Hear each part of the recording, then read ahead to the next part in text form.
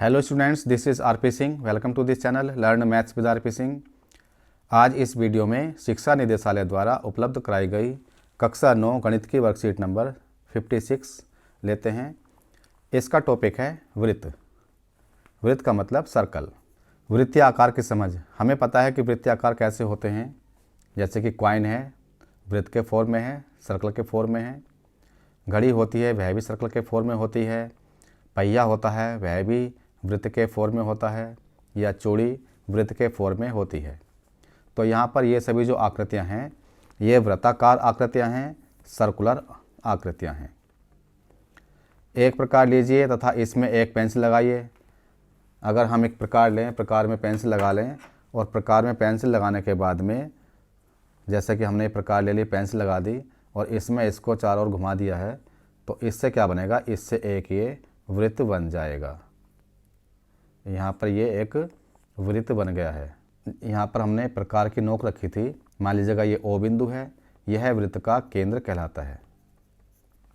हमने देखा कि यहाँ से यहाँ तक की दूरी, यहाँ से यहाँ तक की दूरी, यहाँ से यहाँ तक की दूरी, यहाँ से यहाँ तक की दूरी, या मतलब इस पर जहाँ पर पेंसिल गई है, इस पर कोई भी बिंदु ले लें, इस बिंदु की दूरी इस केंद्र से समान होगी और यह बिंदु केंद्र कहलाता है।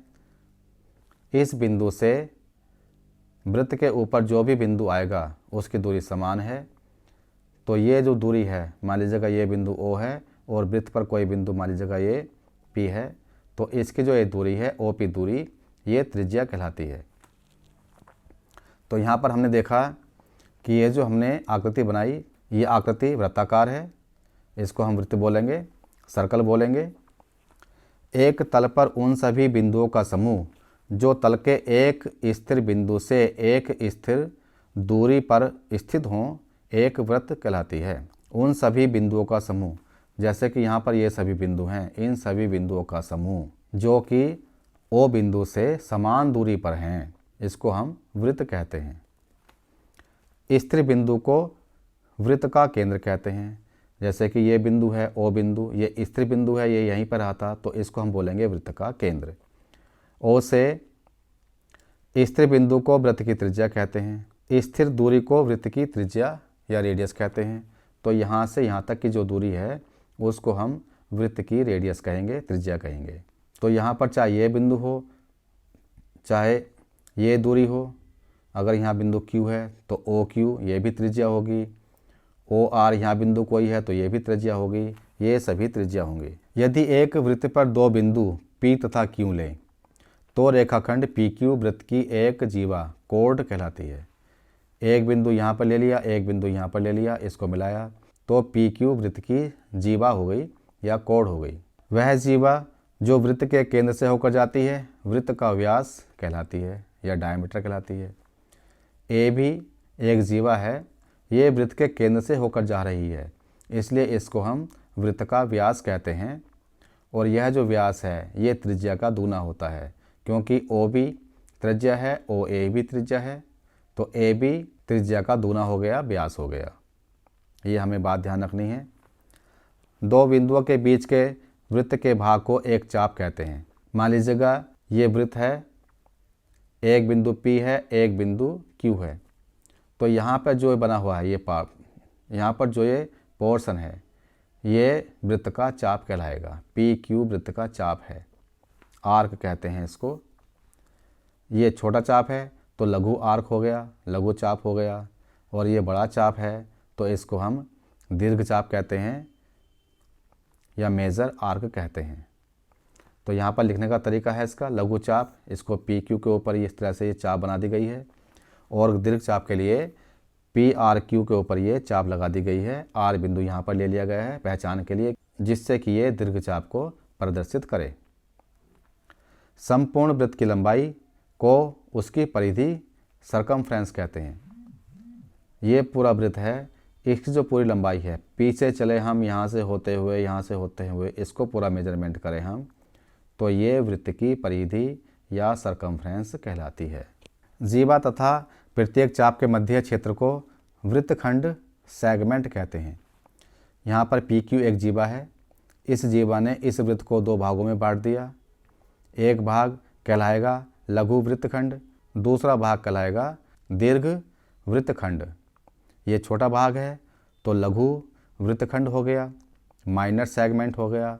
ये बड़ा भाग है, ये दीर्घ वृत्तखंड हो गया, मेजर सेगमेंट हो गया। केंद्र को एक चाप के सिरे से मिलाने वाली त्रिज्या एवं चाप के बीच के क्षेत्र को त्रिज्याखंड सेक्टर कहते हैं।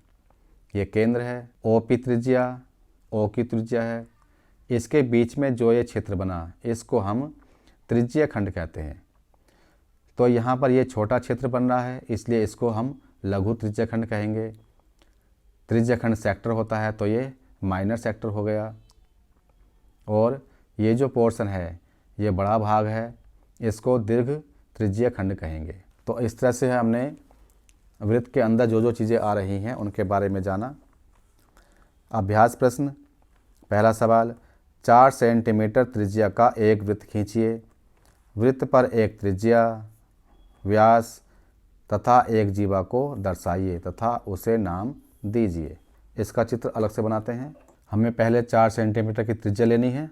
ये हमने 4 सेंटीमीटर की त्रिज्या ले ली है। इससे हमें एक वृत्त बनाना है। पहले हम यहाँ पर एक केंद्र बिंदु बना लेते हैं। ये बिंदु ले लिया, इस पर इस प्रकार की नोक को रखते हैं और पेंसिल को चारों ओर घुमा देते हैं। तो इस तरह से पेंसिल को चारों घुमाने पर एक वृत्त की आकृति बन जाएगी। ये हमने वृत्त बना लिया है। अब यहाँ पर हमें एक त्रिज्या लेनी है, तो वृत्त पर हम त्रिज्या ले लेते हैं। अगर मान लीजिएगा हम ये बिंदु O है, यहाँ पर एक बिंदु ले लेते हैं P बिंदु, तो O से हम P को मिला देते हैं। ये हमने O से P को मिला दिया, ये बिंदु यहाँ पर रहेगा तो OP त्रिज्या हो गई। इसको हम कहेंगे त्रिज्या या रेडियस। तो त्रिज्या हो गई इसमें OP। आगे है व्यास लेना है। व्यास के लिए क्या करेंगे, हम वृत्त के केंद्र से होती हुई एक जीवा खींचेंगे। ये जीवा हमने वृत्त के केंद्र से होती खींच ली है। अगर ये बिंदु R है और ये बिंदु S है तो RS ये व्यास हो जाएगा। ये वृत्त का व्यास हो गया। एक हमें जीवा खींचनी है। यहाँ पर RS या SR भी जीवा है या और भी हम जीवा बना सकते हैं। वृत्त पर दो बिंदुओं को मिलाते हुए हमने एक और लाइन खींच ली है। मान लीजिएगा C तथा D बिंदु हैं तो यहाँ पर CD जीवा हो जाएगी। CD हो गई यहाँ पर ये जीवा। इस तरह हमने यहाँ पर O केंद्र ले लिया, OP त्रिज्या, RS या SR वृत्त का व्यास, CD वृत्त की जीवा, ये हमने बना ली है। ये हमने पहला सवाल कर लिया है। दूसरा है 5 सेंटीमीटर त्रिज्या का एक वृत्त खींचिए। उस पर कोई दो बिंदु A और B लीजिए तथा उस पर दीर्घ वृत्तखंड तथा लघु वृत्तखंड को दर्शाइए। अब हमें यहाँ पर वृत्तखंड बनाने हैं 5 सेंटीमीटर त्रिज्या का एक वृत्त खींचकर। तो हम पहले त्रिज्या ले लेते हैं। पहले 4 सेंटीमीटर थी, अब हम 5 सेंटीमीटर की त्रिज्या लेते हैं। हमने थोड़ा सा इसको बढ़ा दिया है। ये 5 सेंटीमीटर की त्रिज्या लेके हम एक ये वृत्त बनाते हैं।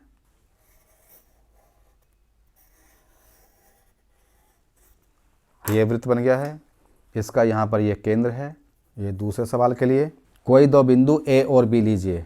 हमने यहाँ पर एक बिंदु A ले लिया है और एक बिंदु यहाँ पर B ले लिया है तथा उस पर दीर्घ वृत्तखंड तथा लघु वृत्तखंड को दर्शाइए। अगर हम इन दोनों बिंदुओं को मिला के एक रेखा खींच लेते हैं,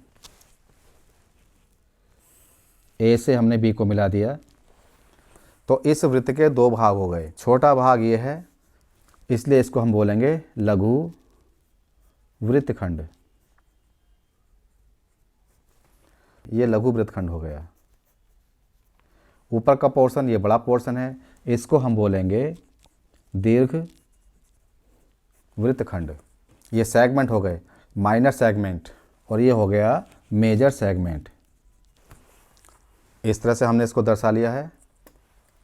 दूसरा सवाल हो गया है। अब तीसरा सवाल है 6 सेंटीमीटर त्रिज्या का एक वृत्त खींचिए। अब हमें 6 सेंटीमीटर त्रिज्या का एक वृत्त खींचना है। पहले हम 6 सेंटीमीटर की त्रिज्या ले लेते हैं। ये हमने 6 सेंटीमीटर की त्रिज्या ले ली है। इससे एक वृत्त बनाना है तो यहाँ से इस तरह से हम ये वृत्त बना लेते हैं। ये हमने वृत्त बना लिया। इसका केंद्र यहाँ पर है, ये बिंदु वृत्त का केंद्र है, इसको O ले लेते हैं। वृत्त पर कोई दो बिंदु M और N लीजिए, उस पर लघु त्रिज्यखंड तथा दीर्घ त्रिज्यखंड को दर्शाइए। तो यहाँ पर एक बिंदु हम M ले लेते हैं और यहाँ पर एक बिंदु N ले लेते हैं। त्रिज्यखंड बनाने हैं हमें यहाँ पर, तो O से M को मिलाना पड़ेगा तथा O से N को भी ज्वाइन करना पड़ेगा, मिलाना पड़ेगा। इस तरह से अब जो ये त्रिज्यखंड बना है, त्रिज्या को लेते हुए त्रिज्यखंड बनता है। तो O M और ये N, ये वाला पोर्शन, ये त्रिज्यखंड बना है। ये छोटा पोर्शन है, इसको हम बोलेंगे लघु त्रिज्यखंड। लघु का मतलब होता है माइनर, माइनर, और त्रिज्यखंड होता है सेक्टर। तो ये माइनर सेक्टर हो गया। इतना पोर्शन जो बाकी बचा, ये जो पूरा पोर्शन बचा है, इस बड़े भाग को बोलेंगे दीर्घ त्रिज्यखंड। दीर्घ का मतलब होता है मेजर, त्रिज्यखंड का मतलब होता है सेक्टर। तो ये मेजर सेक्टर हो गया। ये जो पूरा पोर्शन है, यहाँ से लेके यहाँ तक का, ये मेजर सेक्टर हो गया। तो हम देखेंगे कि ये जो पोर्शन है, ये माइनर सेक्टर है, लघु त्रिज्यखंड है, और ये जो पोर्शन बचा, ये मेजर सेक्टर है, दीर्घ त्रिज्यखंड है। अब ये वर्कशीट पूरी हो चुकी है। अगर ये वीडियो आपको अच्छी लगी हो तो इसको लाइक करें, शेयर करें, चैनल को सब्सक्राइब करके बेल आइकन प्रेस कर लें, जिससे कि आगे आने वाली वीडियोज़ के नोटिफिकेशंस आपको मिलते रहें। Thank you, thanks for watching this video.